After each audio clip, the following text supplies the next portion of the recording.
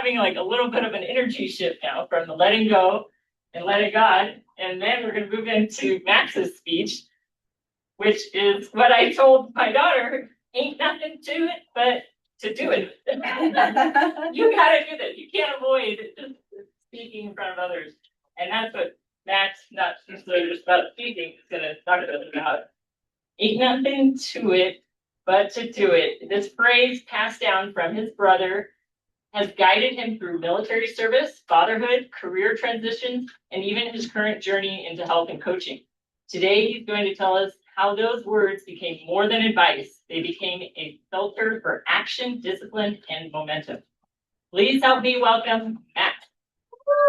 Back to the world.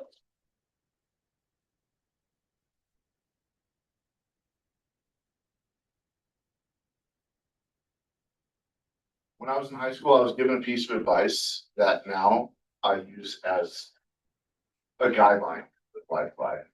I asked my brother how to do something, and he simply stopped, looked at me, and he said, "There ain't nothing to it but to do it. There ain't nothing to it but to do it."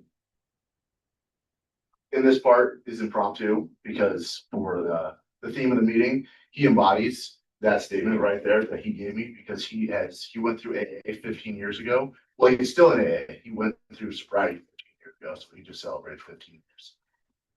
And as simple as that line sounds, it's profound. To break it down, it really separates the thinkers from the doers.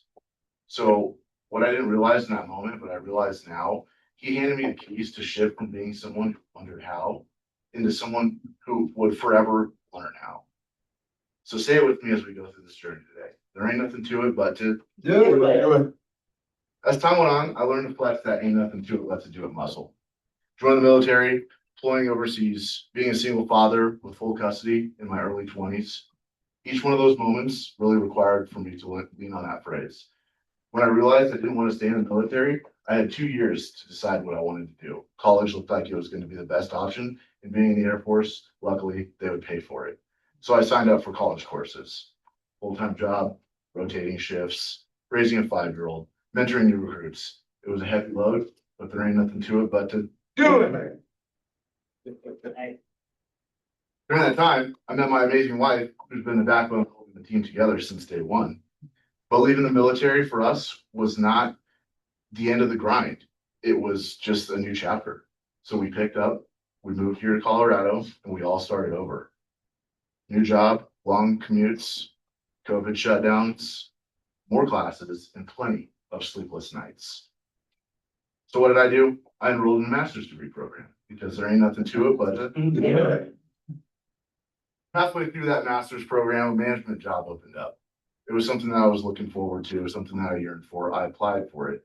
It was to lead the operations team in one of the largest acquisitions that the company that I work for has ever seen. It was definitely intimidating, but what I did was I leaned on my philosophy. Now let's fast forward to April of last year. I was 230 pounds. I was pre-diabetic, and honestly, I was fed up with what I saw in the mirror. So I made a decision. I changed it.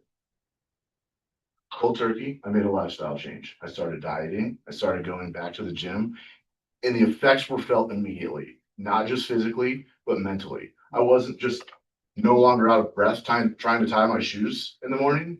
I also had momentum. 11 months later, in March of this year, I decided that I wanted to get into nutrition coaching because I loved it so much. So I took another leap and I enrolled to become a certified nutrition coach. 4 months later, certified. Why? Because there ain't nothing to it. Through all these stories, here's the biggest lesson that I've learned. Success is not about knowing more, it's about doing more. Motivation does the talking, but discipline does the walking. That's why earlier this month, I decided to launch my nutrition coaching business. One piece of the greater story that is Project Maximus. I didn't wait for the perfect timing, the perfect plan, or perfect approval. Sometimes the next step is just the next breath.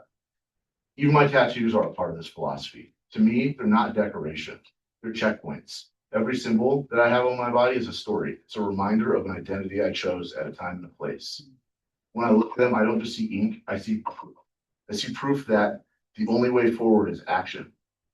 And here's the truth. Momentum doesn't wait for permission, it waits for action. So here's what I've learned. The phrase my brother gave me, ain't nothing to it but to do it.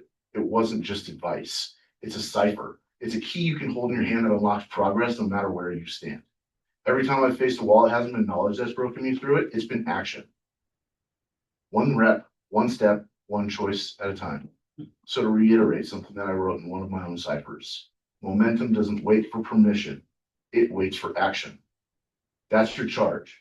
Whatever you're carrying, whatever's waiting on the other side of hesitation, don't just think about it. Don't just talk about it. Do it. Because at the end of the day, there ain't nothing to it but to Yeah. Bye.